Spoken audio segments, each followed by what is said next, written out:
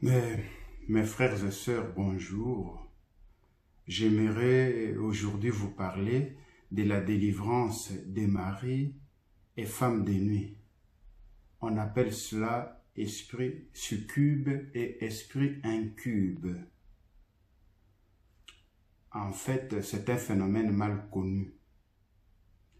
Plusieurs chrétiens parlent de plus en plus des maris et femmes de nuit comme d'un phénomène courant suscitant beaucoup de plaintes. À cause de son caractère trop personnel et touchant à l'intimité, l'agression des maris et femmes de nuit est restée longtemps dans l'ombre. À cet effet, en parler relevait des manques de pudeur et révélait l'indignité dans laquelle étaient plongés les prisonniers de ces mâles spirituels. On appelle esprit incube. Incube, c'est un mot qui vient du latin incubare, qui signifie coucher sur. L'incube est un démon, un ange déchu par la luxure, qui séduit les femmes et abuse d'elles pendant le sommeil. Le succube, du latin subcubare, qui signifie coucher sous, est un démon femelle qui, sous l'apparence d'une femme, s'unit avec un mortel. On les soupçonnait au Moyen-Âge de s'introduire principalement dans les monastères. Généralement, ces phénomènes se produisent la nuit immédiatement avant que la victime ne s'endorme ou ne s'éveille. Ces agressions provoquent, dans tous les cas, la paralysie complète, une sensation d'oppression sur la poitrine et une excitation sexuelle. Mais d'où viennent ces présences?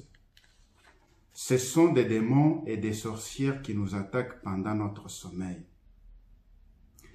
Est-ce que la Bible en parle? Oui. La Bible et la tradition de l'Église ont de nombreuses preuves de l'action des maris et femmes de nuit dans la vie des chrétiens. Les références bibliques sont nombreuses et se veulent précises sur la question quant à l'étendue de ces problèmes.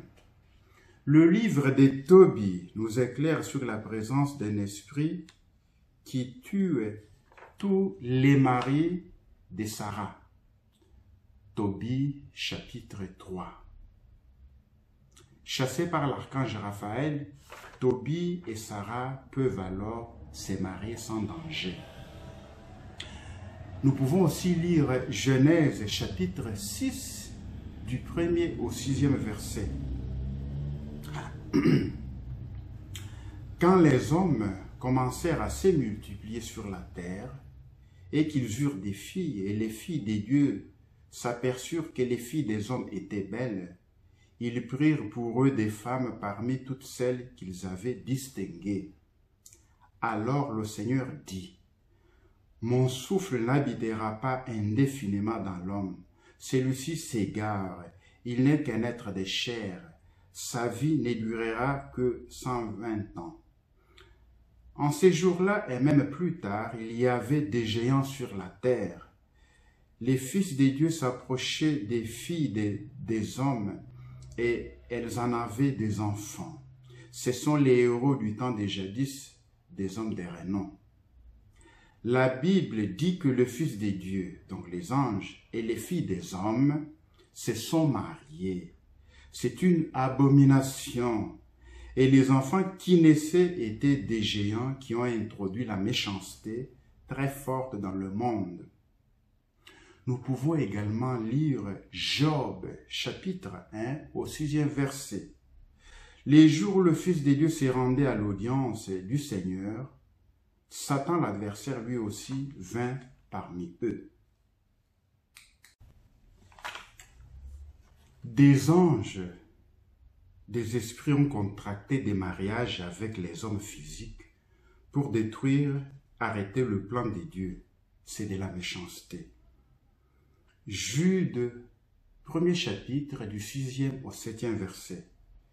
Quant aux anges qui n'ont pas gardé la dignité de leur rang, mais ont quitté la demeure qui était la leur, le Seigneur les maintient enchaînés à perpétuité dans les ténèbres en vue du jour du grand jugement.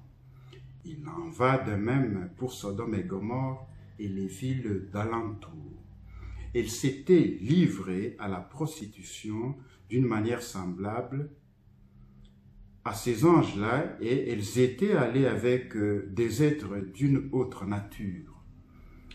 Ils sont sans soumission pour l'exemple du châtiment du feu éternel. Le mariage en rêve, les relations sexuelles en rêve sont contraires au plan établi par Dieu et rentrent dans le domaine de la méchanceté. Satan passe par ce type de relations pour introduire des démons dans la vie des hommes, pour détruire toutes les semences positives que Dieu a mis en l'homme. Le mariage spirituel est une porte qui bloque les bénédictions. Cette porte se met entre toi et ton mariage physique. Les grossesses et les bébés en rêve sont des portes démoniaques. Le mariage spirituel empêche d'entrer réellement dans le mariage physique. Il cause la confusion, provoque des fausses couches, des avortements. Les enfants spirituels, c'est-à-dire qu'on a un songe, vont empêcher la naissance des enfants physiques ou attaquer les enfants que tu as physiquement, soit en les rendant inintelligents, malades, délinquants, têtus ou désobéissants, etc. Le cas des maris et femmes de nuit sont des manifestations réelles du démon qui empêchent les hommes et les femmes d'avoir une vie normale de couple. Dans le bulletin trimestriel d'information de la fraternité Ephata du père jésuite Ebga Camerounais, dans son article sur l'exorcisme, il affirme: les esprits dits incubes se sont souvent présentés à des femmes, ont consommé l'union sexuelle avec elles. Il n'est pas rare que lors d'un exorcisme, le possesseur déclare être une personne décédée. Je suis entré dans la malade pour bloquer sa vie personnelle, sentimentale ou sociale. Quand elle sort, je lui prête mon visage de vieille femme et lui donne une mauvaise odeur pour éloigner d'elle amis et parents. D'autres violeraient sexuellement des personnes vivantes, soit en songe, soit à l'état d'éveil. Comme cette dernière forme de persécution maléfique est de beaucoup la plus fréquente et la plus novice, fausses couches, stérilité primaire ou secondaire, rupture inopinée des relations sentimentales, etc. Il s'agit d'un phénomène vieux comme l'humanité et d'une portée générale. Loin d'être propre au peuple dit primitif, saint Augustin, évêque d'Hippone en Afrique du Nord, qui vécut entre le 4e et le 5e siècle de notre ère, écrivait: beaucoup assurent avoir expérimenté ou avoir entendu dire par ceux qui l'avaient expérimenté que les sylvains et les faunes, c'est-à-dire ceux que on appelle incubes, se sont souvent présentés à des femmes et ont consommé l'union avec elles. Aussi bien vouloir les nier paraît de l'imprudence. Saint Augustin affirmait l'existence des incubes qu'il assimilait aux faunes, divinités champêtres romaines, et des succubes. Voilà ce qu'il disait. Les faits des démons incubes ou succubes sont si multiples, se sont si multipliés qu'on ne saurait les nier sans imprudence. L'autorité d'étant des personnes graves, les récits des faits indiscutables, tant chez le peuple civilisé que barbare, les aveux enfin de plusieurs milliers de personnes doivent être pris en considération. D'ailleurs, saint Thomas et la majorité des théologiens l'ont suivi dans ce sens. Le pape Innocent III écrit en 1484 dans sa bulle Summis Desiderantes: et récemment, il nous est revenu, non sans aucune cause grande peine, qu'en certaines régions de la Germanie supérieure, maintes personnes de l'un ou de l'autre sexe, oublieuses de leur propre salut, se sont livrées elles-mêmes aux démons incubes et succubes. S'il est certain que dans certains cas, les patients sont victimes d'hallucinations pseudo-sensorielles, d'illusions, voire d'erreurs sciemment causées par la supercherie humaine, il ne suffit point de le déclarer pour résoudre les problèmes réels, angoissants, poignants, qui se posent à un grand nombre de personnes désemparées. Quelles sont alors les causes des maris et femmes de nuit? Les causes de la présence de l'esprit des maris ou femmes de nuit peuvent être multiples, mais celles qui le plus assurément constituent la porte d'entrée en l'homme ou en la femme sont les suivantes. La généalogie ou l'hérédité infestée, le cas des fixations, cas de décès dans un couple, au niveau des sorciers, cas des sciences occultes, cas des anges déchus ou démons, cas des sirènes des eaux. Commençons avec la généalogie ou l'hérédité infestée. Au niveau des parents, lorsque les parents consacrent la vie de leur enfant au Dieu de la famille, il peut y avoir présence des maris aux femmes de nuit dans la vie de ces derniers. Dans ces cas, il faut couper les liens parentaux spirituellement pendant le moment de la délivrance. Cas de fixation. Lorsque vous êtes passionnément amoureux de quelqu'un à telle enseigne que plus personne ne compte pour vous à part cette personne et que vous désirez forcément vous marier à elle, c'est une obsession. Parce que la passion amoureuse est différente de l'amour. Alors, dans le monde spirituel, les esprits peuvent prendre l'image de la personne désirée et venir avoir des rapports sexuels avec cette personne. C'est alors une présence des maris ou femmes de nuit dans la vie de cette personne. Dans ces cas, il faut faire une prière de délivrance en procédant à la libération. La Bible nous dit en Luc chapitre 4, verset 19, « L'Esprit du Seigneur est sur moi, parce qu'il m'a oint pour annoncer une bonne nouvelle aux pauvres. Il m'a envoyé pour guérir ceux qui ont le cœur brisé, pour proclamer aux captifs la délivrance, ainsi de suite. » Cas de décès dans un couple. Dans un couple, lorsque l'un des conjoints décède, le plus souvent dans la société africaine, l'on procède à des cérémonies et très souvent, celle qui donne accès au mari ou à la femme de nuit qui vient avoir des rapports sexuels avec le veuf ou la veuve. Dans ces cas, il faut procéder à une prière de délivrance en proclamant le divorce entre le mari ou la femme et le défunt, et ensuite avec le démon qui s'est infiltré. Cas des sorciers. Quand les sorciers désirent un homme ou une femme, ils se transforment en mari ou en femme de nuit pour avoir des rapports avec la personne désirée. C'est ainsi qu'ils empêchent ceux-ci de se marier. Dans de tels cas, le jeûne et la prière sont nécessaires pour la délivrance de cette dernière. Matthieu, chapitre 17, verset 21. Mais cette sorte de démon ne sort que par la prière et le jeûne. Il y a aussi le cas des sciences occultes. Dans la vie courante, vous avez souvent des amis qui pratiquent des sciences occultes. Étant donné que ce sont vos amis, ils vous connaissent bien et connaissent vos secrets. Ils peuvent prendre l'image de votre homme ou de votre femme et par des pratiques mystiques avoir des rapports avec vous. Il y a donc présence des maris ou des femmes de nuit dans votre vie ou parfois peut vous conduire au divorce sans cause réelle. Cela peut aussi expliquer les rêves dans lesquels vous êtes en train de faire l'amour avec vos anciens copains ou fiancés. Dans ces cas, pour être délivré, il faut faire une prière d'interdiction selon Matthieu 16, 19. Cas des anges déchus, donc des démons. Il y a des démons qui se manifestent en mari ou femme de nuit.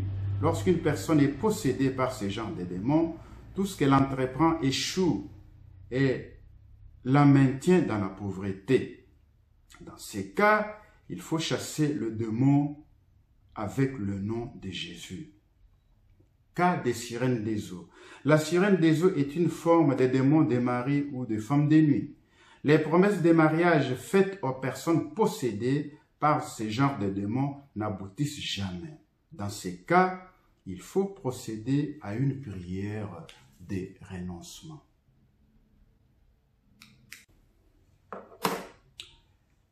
Et nous pouvons aussi citer d'autres cas précis. En cherchant la protection par les mains marins chez les féticheurs, les marabouts, les mains rituels pour se trouver et marier ou pour avoir des enfants.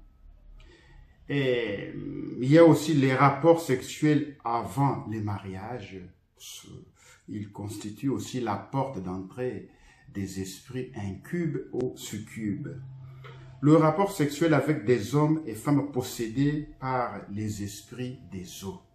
Donc, le rapport sexuel en dehors des mariages pourrait amener dans votre vie des esprits succubes et incubes. Des cadeaux provenant des mystiques, occultistes, satanistes. Il y a des cadeaux qui viennent des esprits des nuits, qui sont des cadeaux conçus par l'ennemi pour t'attirer dans le mariage spirituel. C'est leur source. Il faut toujours prier sur tous les cadeaux qu'on reçoit. Les couvrir du sang de Jésus.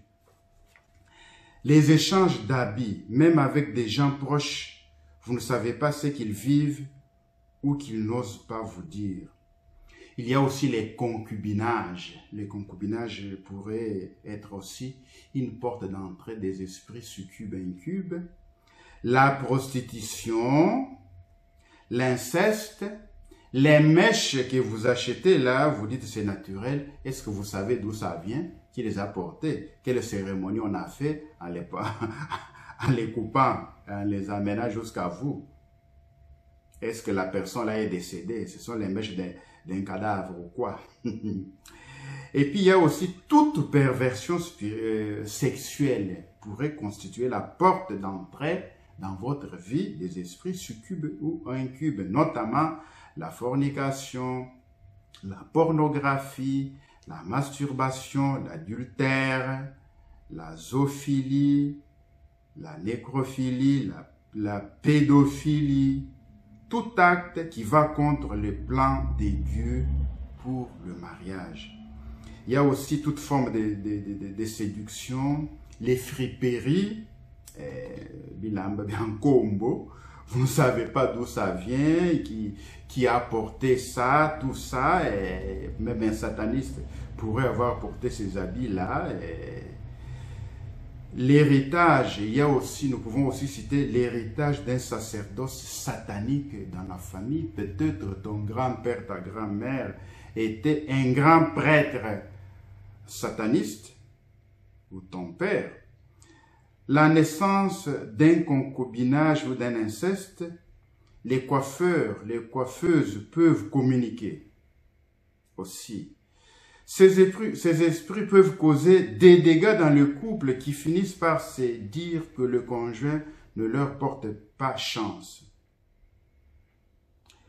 Voici les manifestations des maris et femmes de nuit. Les relations sexuelles en songe, être mouillé au réveil, le mari spirituel dépose un poison dans l'appareil génital pour empêcher les jours de jouir du plan de Dieu dans le mariage, perte d'amour et de désir pour son partenaire, quitter son foyer pour aller avec quelqu'un, surtout un vaurien. Tout ça sont les manifestations des maris et femmes de nuit. Rassembler des enfants en songe alors qu'on n'est pas enceinte, être enceinte en songe alors qu'on n'est pas marié, les fiançailles rompues pour aucun motif valable, les déceptions conjugales et troubles dans le mariage, les fiançailles, les finances attaquées, difficultés financières, avoir du sang, voir du sang en songe avant ses menstruations. Donc, tout ceci, ce sont des signes qui montrent que on a un esprit succube ou incube. Après avoir dit tout ceci, quelle est la solution au problème des maris et femmes de nuit? Rappelons d'abord la hiérarchie satanique selon Ephésiens 6:12. Car nous n'avons pas à lutter contre la chair et le sang, mais contre les principautés, contre les pouvoirs ou autorités, contre les dominateurs des ténèbres d'ici-bas, contre les esprits du mal dans les lieux célestes. Et aussi Ephésiens 1:21, je vous épargne la lecture. Vous pouvez aussi lire Colossiens 2:15. Paul déclare que Jésus-Christ a déplié les principautés, les pouvoirs et les a publiquement livrés en spectacle en triomphant d'eux par la croix. Dans sa révolte contre Dieu, Satan a entraîné dans sa chute un tiers des anges. Lisez ici Apocalypse 12:4, Jude 6. Lisez aussi 1 Jean 5:19, Genèse 1:26, Luc 4:6. Les dominations sataniques règnent sur la création divine. La mort, par exemple, est une abomination. Lisez aussi Jérémie 44, 1 Roi 20:23, 2 Corinthiens 12:2 et 4, Apocalypse 9:11. Alors, comment prier pour la délivrance des maris et femmes des nuits? La prière de délivrance des maris et femmes des nuits s'est faite avec l'autorité du nom de Jésus. La plupart du temps, la prière intense éloigne l'esprit des maris ou femmes des nuits. Mais pour avoir une libération totale, il serait bon de prononcer le divorce. La prière éloigne l'intéressé de l'influence des démons, ce qui constitue une séparation des corps. Et n'oublions pas qu'au cours d'une séparation des corps, une réconciliation peut survenir. Pour donc être totalement délivré, il serait bon qu'au cours de la prière de délivrance, la femme ou l'homme à délivrer prononce la séparation.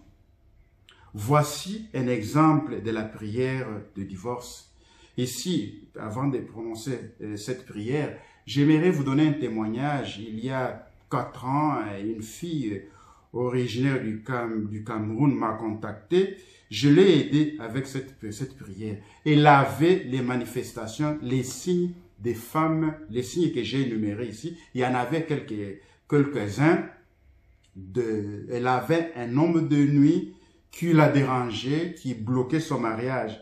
Alors, quand elle a fait les prières, cette prière que j'avais recommandée, sous forme de neuvaine, elle a été délivrée aujourd'hui, fiancée, mariée. Alors, j'avais aussi rencontré une religieuse qui avait des manifestations des femmes de nuit. Nous avons prié avec elle. Mais il fallait encore beaucoup de prières. Nous n'avons pas eu les résultats escomptés avec elle.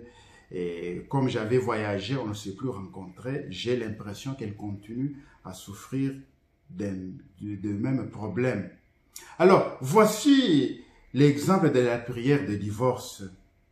Moi, X, au nom de Jésus de Nazareth, je divorce d'avec toi aujourd'hui et je t'interdis au nom de Jésus de Nazareth de revenir m'oppresser, m'obséder, agir sur mon corps ou dans mes parties intimes.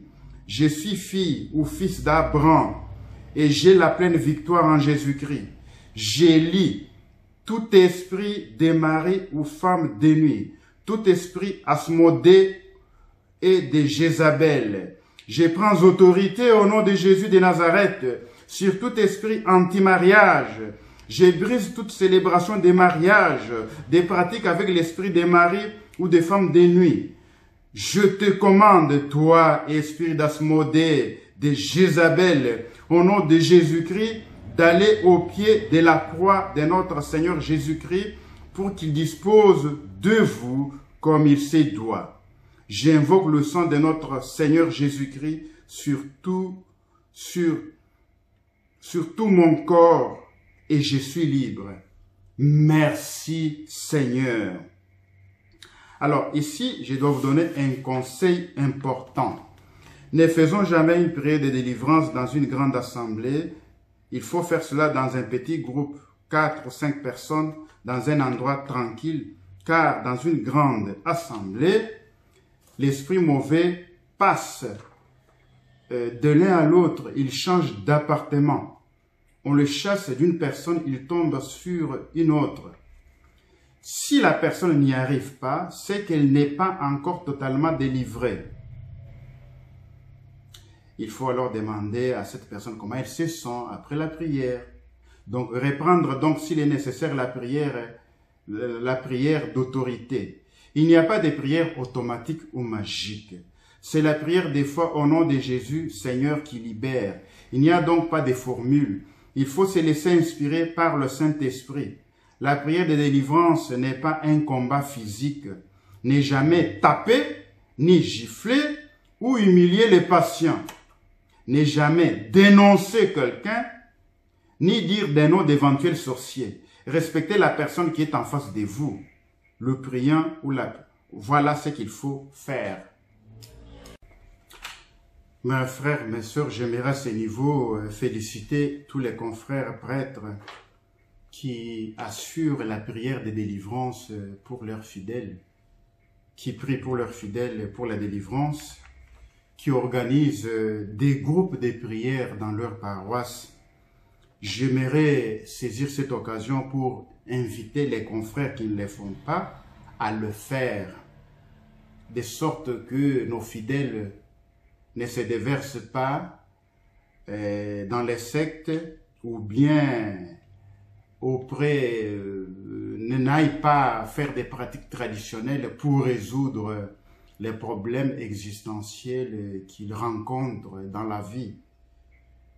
Et il ne suffit pas de leur dire « allez prier », encore faut-il que nous les encadrions avec la prière, que nous prions avec eux, que nous organisions la prière de délivrance. J'aimerais maintenant, avant de terminer, donner un cheminement pour une prière efficace. Alors, il faut la repentance des choses faites, identifier les problèmes qui ont fermé les portes de nos mariages, de nos fiançailles, se souvenir de tout ce qu'on a fait qui n'est pas dans le plan de Dieu pour le mariage, donc demander pardon. Renoncer à tous les présents, donc les cadeaux, les dons, les signes reçus. Rejeter et jeter certaines choses, les témoins que l'ennemi tient comme base légale contre vous. Invoquer le sang de Jésus-Christ, le sang de la rédemption. Et renoncer à tout contrat de mariage spirituel et la protection qu'on a consentie. Porter plainte devant les tribunaux spirituels en présentant nos arguments pour demander le divorce. Donner des preuves selon la parole de Dieu.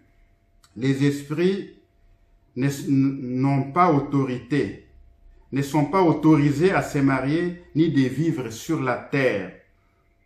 Ici, lisons Matthieu 22, de 29 à 30. Prouvez que nous sommes mariés à Jésus-Christ, le roi des rois. Nous sommes l'épouse de Jésus-Christ et il est jaloux. Lisons 2 Corinthiens 11, 2. Lire aussi Galates 6, 17. Lire aussi Deutéronome 24, 1, 4. Toujours entreprendre cette démarche dans la repentance, le jeûne, l'Eucharistie, l'adoration, l'aumône, la louange, la récitation du chapelet, la conversion, le pardon, souvent le pardon bloque, nous bloque, non, la haine plutôt. Le manque de pardon bloque, la haine bloque et nous tournons en rond et les mêmes problèmes continuent. Il faut organiser dans nos paroisses des groupes de prières, des prières d'intercession et passer par un groupe de délivrance. Cela est rassurant dans les discernements.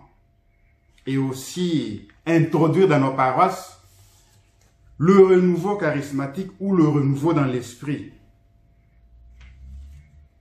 C'est un des mouvements de l'Église, c'est admis par l'Église, former les fidèles aux prières du renouveau dans l'esprit et nous former aussi, nous les pasteurs. Ainsi, nous pourrons assurer la prière de délivrance. Soit loué Jésus-Christ.